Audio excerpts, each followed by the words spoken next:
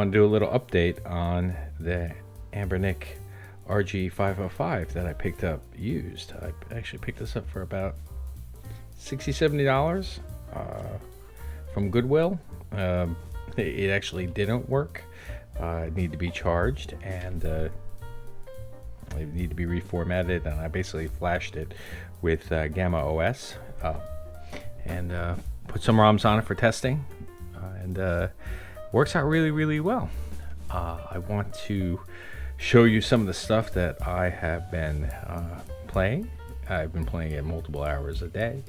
Probably got about 4 or 5 hours of actual playtime on here, depending on which emulator I'm using.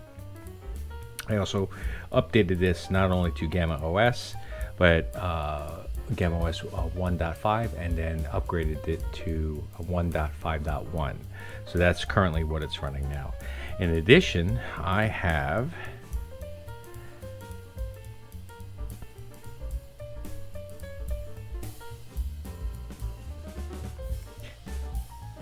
Emulation Station loaded, which is just trying out different front ends in order to try out different emulators. I know, for example, the Sega Saturn emulator doesn't quite run 100% on this. It does run, but it just doesn't run great with all games. Same thing with the 3DS. Some games run very well, some games don't. Some games are very sluggish, or only running about 3/4 of the percent, 66 or 75% of what they should be running. But in general, most of the time is I'm spending playing the Gamma OS front end. This is so in general I'm running the G show. In general, I'm running mostly the front end, the DJ show. I always mess that up.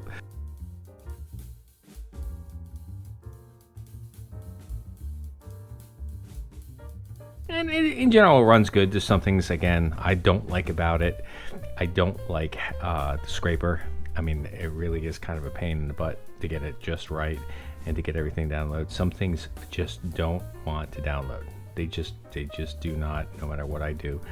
And a couple little things like the favorites and how they work, etc., so forth. There is no favorites menu, whereas in Emulation Station you can have a custom system, if you will, to call favorites. I think favorites, all games, system, and then different collections. So it would be I guess it would be called a custom collection. And here you have to go into a system, and then you have to click into favorites, and then you show all the different games that you marked as favorites in here. You can have widgets, and I started using that. One widget I have for Emulation Station, this is a widget for what I played recently, and then you can put basically any app in here as a widget. So it's kind of a way of making favorites, kind of like Emulation Station would have all of your favorites in one collection. This is kind of a way to do it. So this is a good system. I mean, the one thing that you have to keep in mind, it's large. I mean, it is large. These are 1 centimeter squares, so you get the idea. They are it's pretty large, for example. In addition, so you can see it's not a small system, and it actually came with this cover, if you will, and I kind of included this cable for charging, which includes USB-C as well as dual-ended USB-C, and I just put a USB-C to USB-A cable in there, so I can charge it whenever I go, as long as I have a USB port, and it doesn't matter if it's A or C. But it runs really well, and the only other thing that I wish it was a little faster.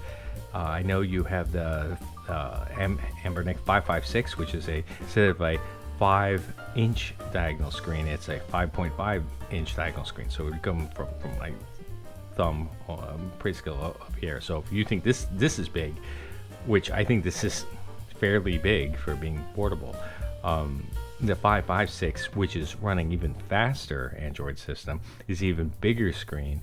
but I'm sure it can run Wii games and 3DS games and maybe even Sega Saturn games very, very well.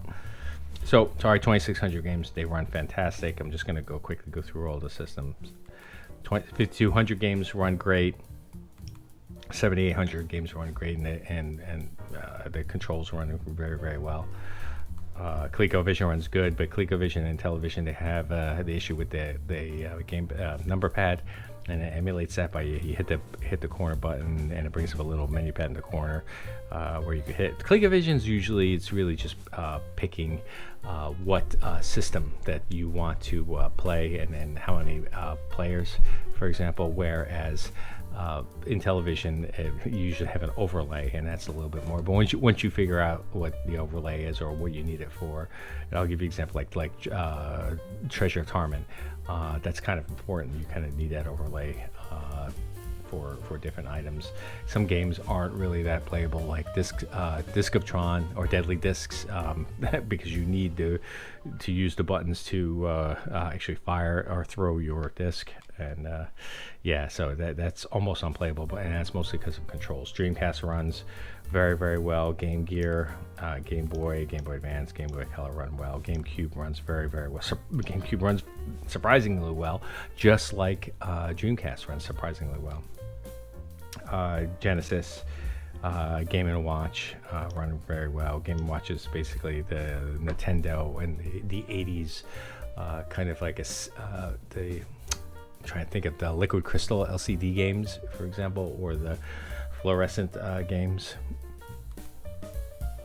compact fluorescent games. In Television, I just told you about that. I mean, there are games that run very, very well, but they have issues with some of them with the controls because the gamepad, and you can see the gamepad down there. Well, I'll show you a picture of the gamepad.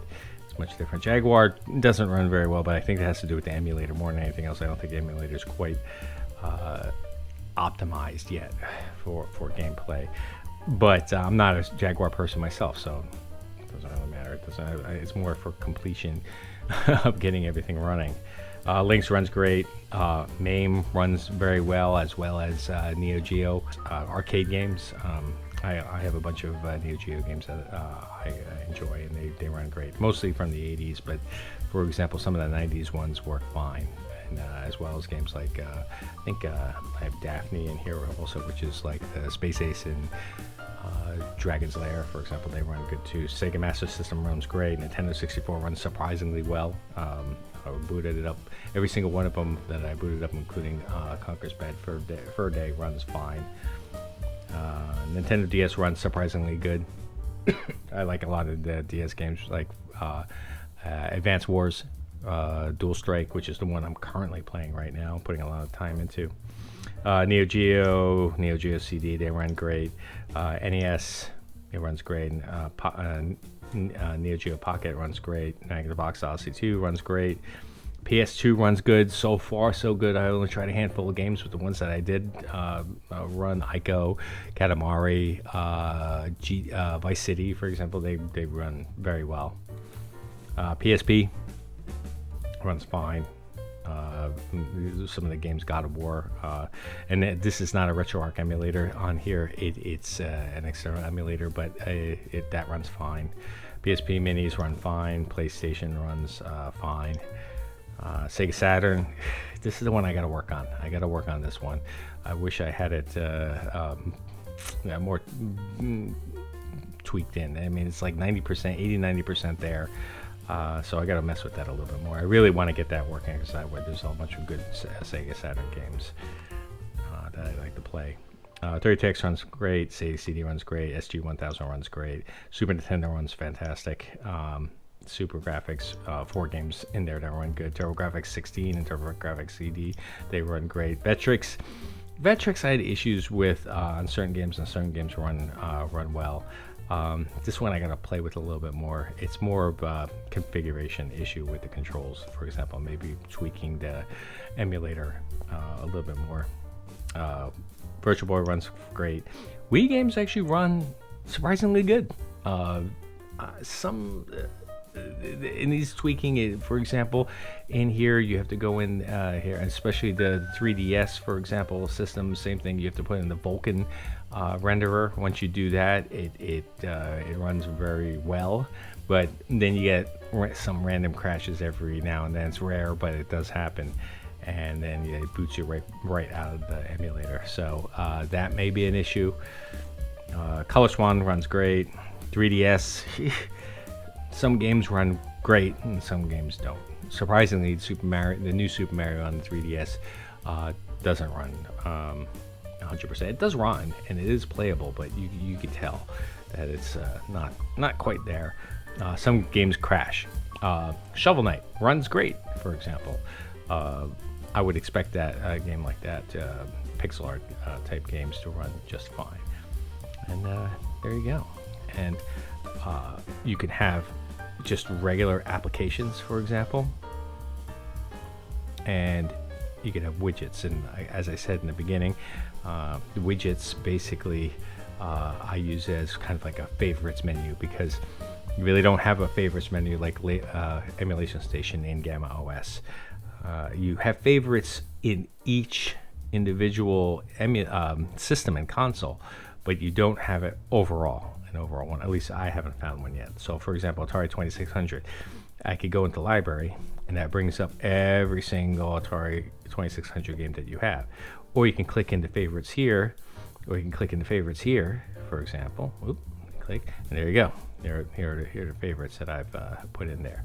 But there's no overall favorites collection that I'm aware of, right? But what I did do is I tried to pick one or two games for each console that I play, and I'll put them here, and I'll play them. And I'll give you an example. Let's bring up. And you could hit A, for example, to play it, or you could double click. You could use the touchpad. Let me turn this up. Play a little. So let's make sure you got you centered. Okay. I'll show you guys how terrible I am.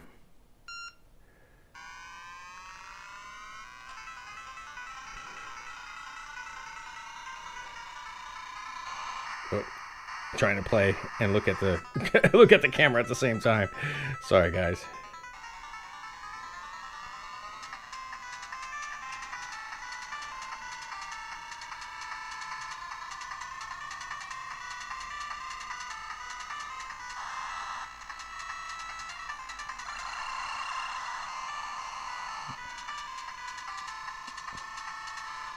It's really hard to play it and try to keep it in frame. Damn.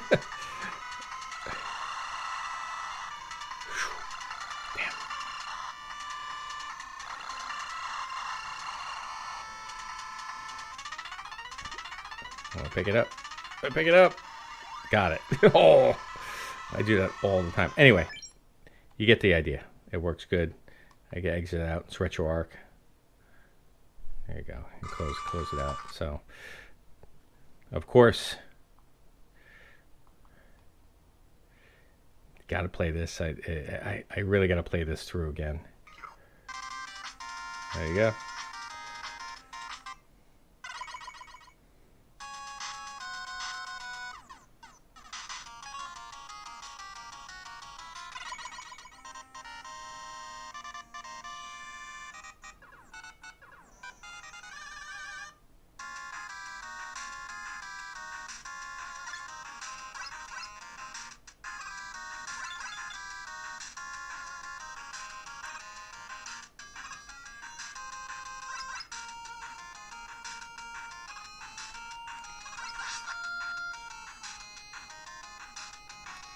Anyway, you get the idea. I'm usually much better than that, but it's hard. It's surprisingly hard trying to play it and keep it on the screen at the same time. Let me move this a little closer.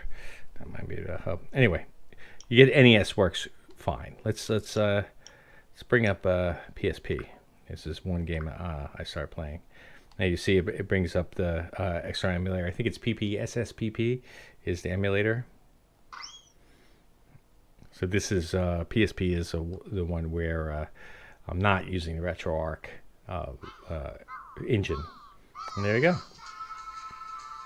Runs pretty good. It's just a goofy ass game. I love it.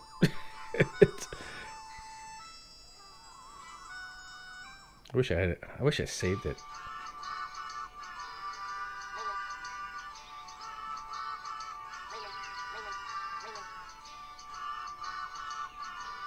I'm trying to remember. Oh, there you go.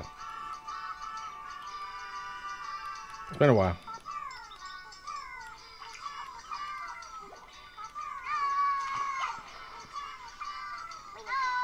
Anyway, you get the idea. Runs pretty good. And it brings out the PSPP, you know, for example. Alright, let's another good one before we end this video. NES, that's easy. You know, you've all seen NES. Let's try Sega CD. Yeah, let's restart it for you guys. So you can let it sit there. At the BIOS screen, which brings back memories. I think it's great. Let's start.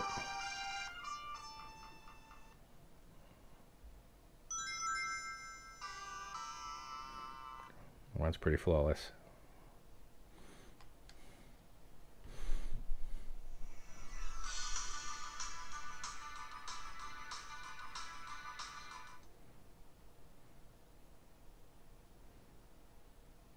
Even emulate some of the load times.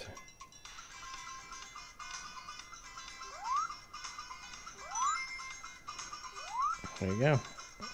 Runs great.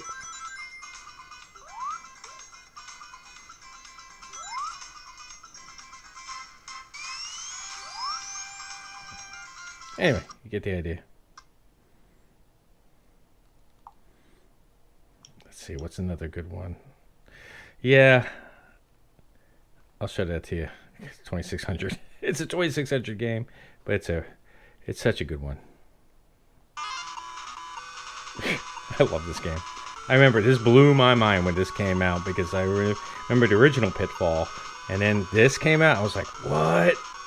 You can do that?" Oh, anyway, the point is, it runs.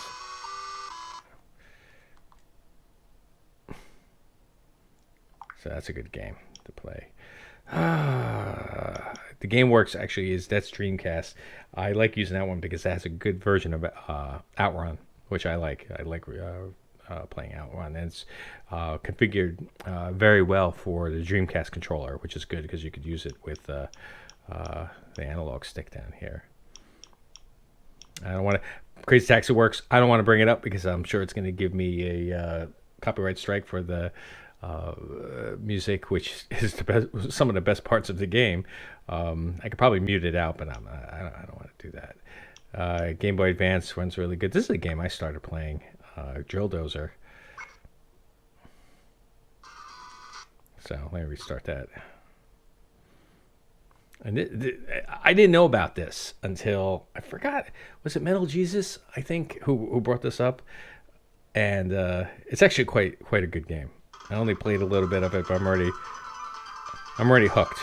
I already know I'm gonna like it. But anyway, you get the point. Is look how good that looks in this OLED screen for Game Boy Advance, and you could change it. Like if I hit the side screen, let's see, CRT. See how I'm changing the filters. Let me see if we get CRT. I usually do CRT effect.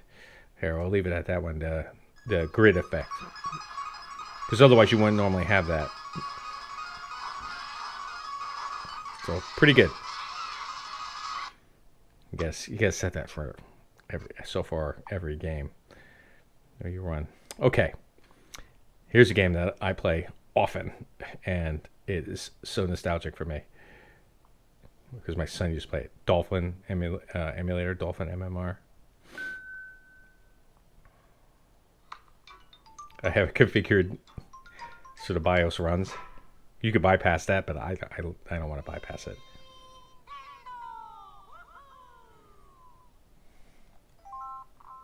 Of course, progressive scan. Of course. That's what I have you see the title screen. There you go. And again, it plays really well with the analog stick, with the Z button, for example. It just it runs it very, very well.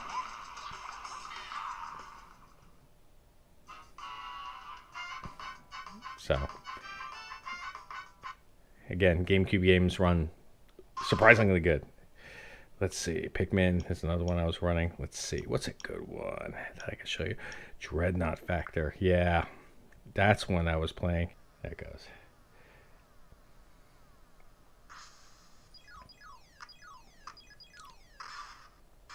There it is. Sorry, I had to get used to what the controls were.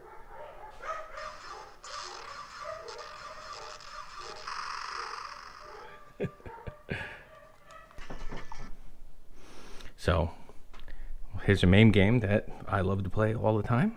It actually plays really well with the analog sticks. Oh, let me reset it for you. So you get to see it from the beginning screen. Gyrus. Love it. Oh. Oh, I don't have the analog controller hooked up. That's fine. I don't really need it.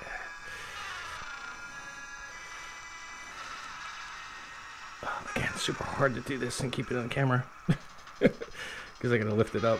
Should probably lower the camera next time.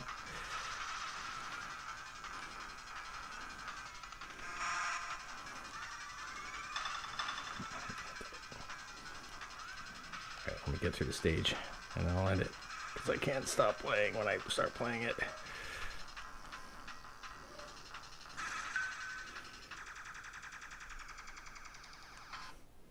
Yep, you get the idea.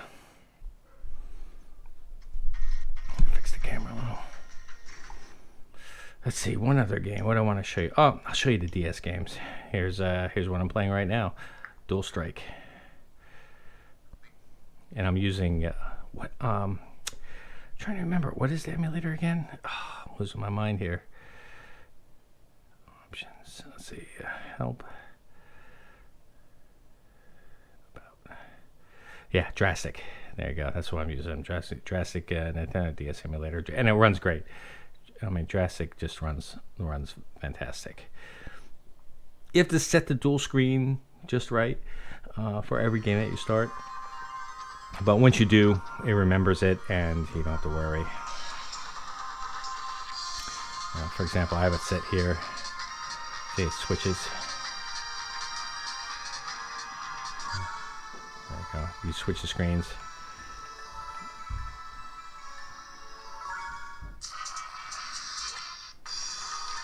See, I switch between the two.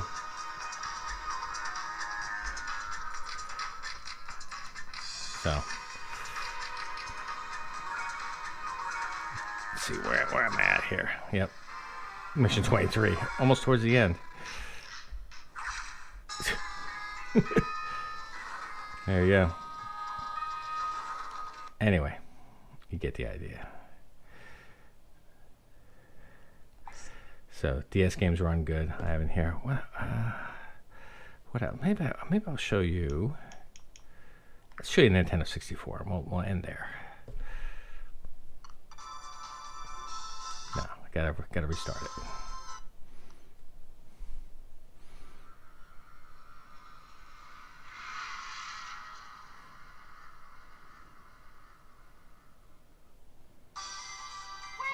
There you go. It runs great. And even with the analog controls too. With the analog stick.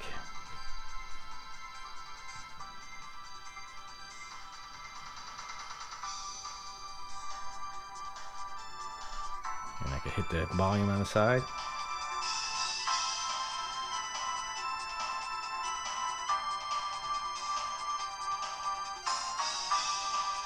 It's just a great game.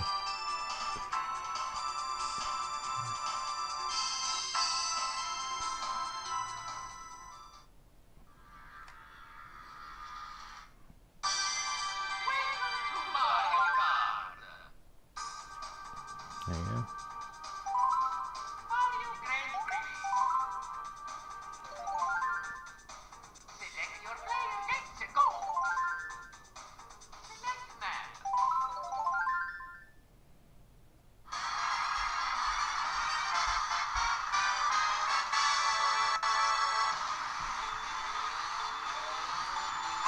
God dog it. See? All the controls work really well.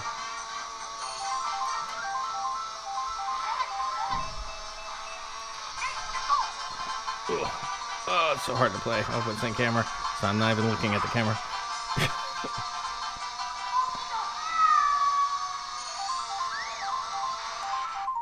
Anyway. So, just wanted to give you a quick update. This thing runs pretty solid. I actually want to get a 556 or RG556 from Anbernic, and I want to try that one too. I know it's going to be bigger. I actually have this here, which is, and it's got a little base here, but this is the R36S, and I have, in fact, let me see if I can start this up. Is it totally powered down? I think I did the save. There it goes. Let it boot it up. Yep, R36S, and this will run everything up to probably the early 2000s. I would say up to DS and Nintendo 64, right, and PS1 games. And there you go. See how it's this is updated to the February version of ArcOS. So this one runs well. I'm using this mostly because it has much more power than this. Is running Android. This is running Linux, for example. But this is a capable system. Step. Oh, well, the one issue that I said that I don't like about it, other than it is a little large, not terribly large. There's no HDMI out on here. And this USB-C is not HDMI out. I'm gonna have to try it with another dongle, but I'm sure it's not going to work. It's more for me being hopeful. If this had HDMI out, and I could run a dongle off this, for example, and charge it and have an HDMI, even if it had some kind of mini HD or micro HDMI port on here, boy, this would be unstoppable. I could plug this thing next to my Switch, and I would be able to run it with a Bluetooth controller, and it would work pretty fantastic. But alas, I don't. It doesn't have that. So maybe the next system that I get will have it. Although I'm real big on picking things up aftermarket, or picking up off of secondhand and used. I'm big on not being frugal with money. I like spending money, but I just don't like spending money non-frugally, or wasting money, if you will. Some people may even consider this stuff a waste of money, but I certainly don't want to spend $200 on a system like a Steam OS or a 556 or Odin, for example. So I'm going to try to find one secondhand, and if I get my hands on one of those, I will give you an update on that too, and I'll start playing that. Maybe we could play some more advanced games like Wii U. Maybe more 3DS games will run well on it. Maybe we can even get PS3 and Switch games to run on it. So that would be a neat exercise, academic exercise, to see if that stuff will run. Anyway, I hope you found this entertaining. I just want to give you a quick little update as to what I'm doing with this. It's not really comprehensive or super DIY. It's really just more to see what this thing is capable of and how I use it. If you guys want to see something more in depth on how I use this, the internals in the Android system, for example, on their apps, I have YouTube in here, and I have different games that I play, and different systems, watch videos, etc., so forth, get my email. I have that in here because this is a full Android system built into here. Although some applications don't run because it doesn't recognize this as a tablet or a phone, and it won't run those applications. I'm sure there's a way to backdoor them into the system, but I didn't want to really get into it. By the way, here are the emulators in here. So you have YouTube Music. Let me find it. PlayStation Store. You have a browser. I have Firefox on here. Where is? Oh, Ether SX2. That is the PlayStation 2 emulator. All right, and then Google Drive, etc., so forth. So, well, I hope you found that interesting, and thank you very much. We'll give you another update when I move away from this system into another system. Probably this one. I'll start playing this more so because it's smaller. It's just that I won't be able to run Wii. I won't be able to run PS2, for example. I won't be able to run all PSP games on here, for example. Certainly not Sega Saturn games on here. But you know, for the games like I said, the NES and SNES games, Sega Genesis, Sega CD, this runs quite well. And I bought this for $30-something on AliExpress. Yeah, plus another $6 for the handle, just only so it doesn't hurt my wrists for playing for a long period of time. Thank you.